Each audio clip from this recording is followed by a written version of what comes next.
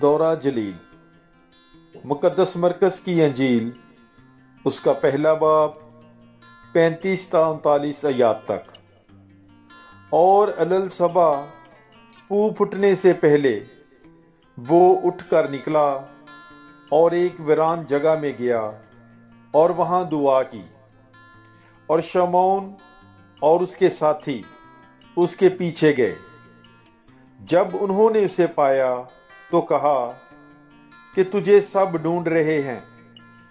और उसने उनसे कहा, आओ हम और कहीं आसपास के शहरों में चलें, ताकि मैं वहां भी मनादी करूं, क्योंकि मैं इसीलिए आया हूं।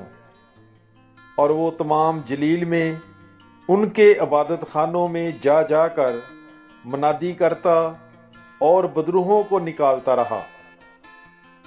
पाकलाम के पढ़े और सुने जाने पर खुदावंद की बरकत हो। खुदा का शुक्र हो। God bless you. Bible is life.